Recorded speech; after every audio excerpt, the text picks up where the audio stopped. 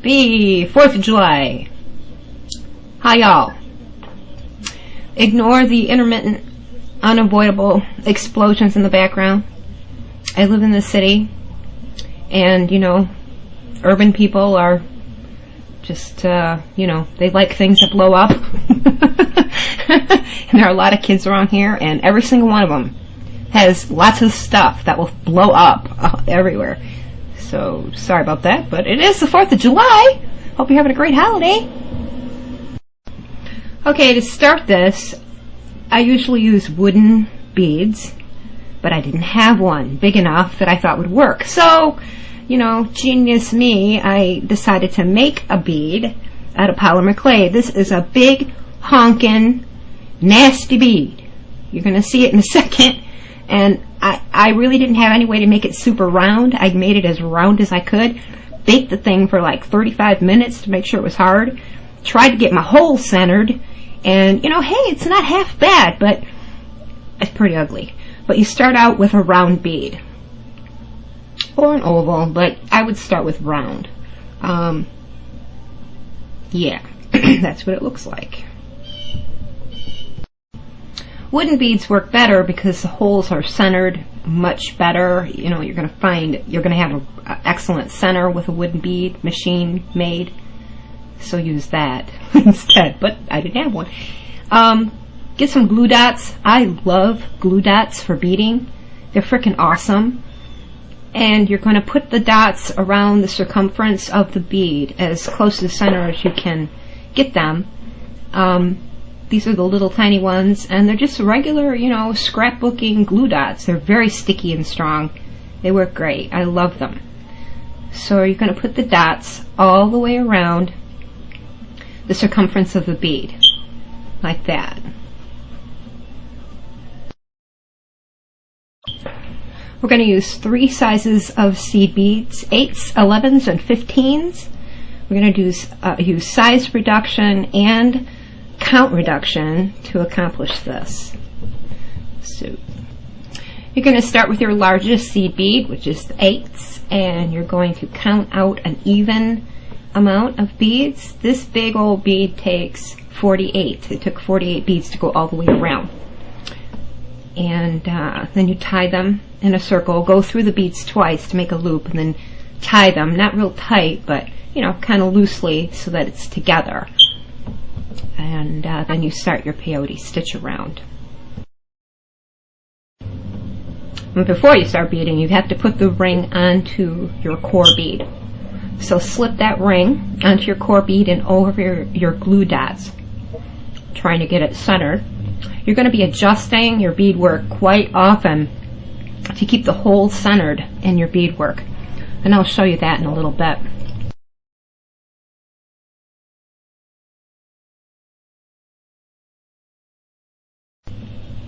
Using size 8s, you're going to peyote stitch all the way around.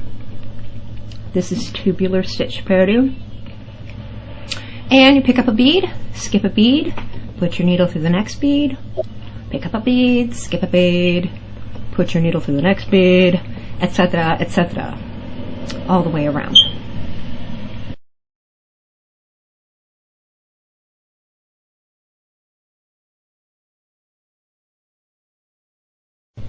Step up at the end of your 3rd row. Get ready for your 4th row. This just shows the step up step, the last step.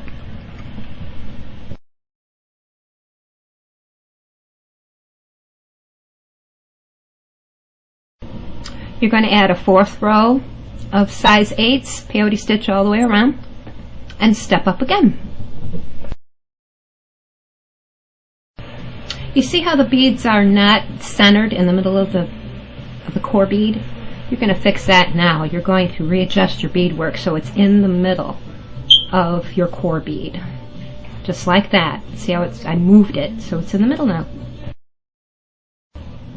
The 5th row, we're going to use a size reduction. So start using your size 11s and peyote stitch all the way around using size 11s, and then step up.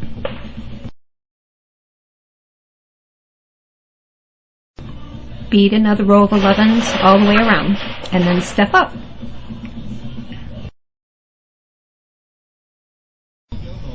You're going to frequently check the top of your bead to make sure the hole is centered, and this is so not centered.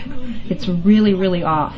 So you grasp your center bead, your core bead, and your beadwork, and you gently rotate your core bead and your beadwork so that that hole is in the middle of your beadwork, like that.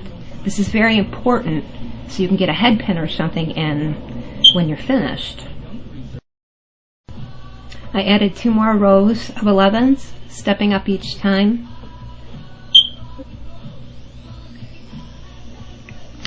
Check to make sure your hole is centered by looking at it from the top. Then I added another row or 2. There were 7 altogether. And you just keep checking, making sure your hole, is in a good spot in the top.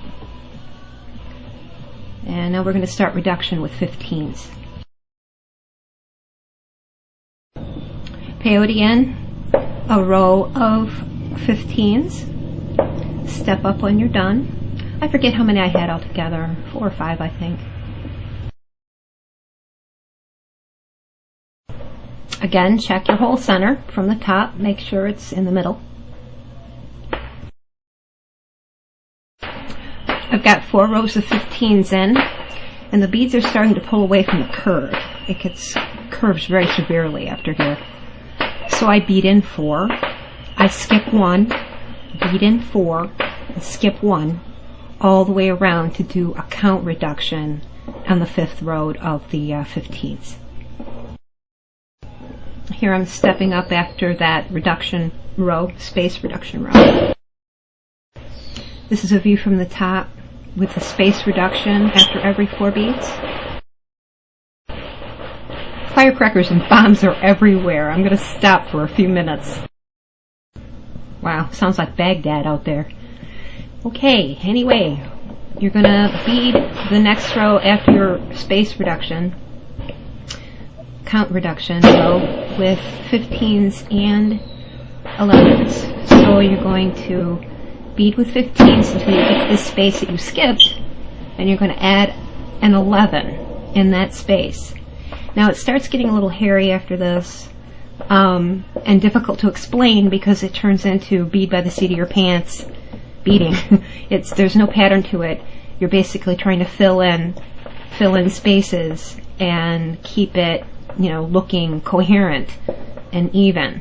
So I may just post pictures and you can look at them and see if you can figure out what I'm doing, because it's just too difficult to explain. There's really no pattern to it. I'm just kind of trying to figure out which is the best way to go to fill it in and keep it coherent and end up at my hole at the top. So, if you have questions, I can try to answer them, but this is really it just takes practice and, doing it over and over. I'm not even the best at this. I enjoy it, but I'm by no means an expert, so enjoy the rest. I'll, speak up if I think something has to be said.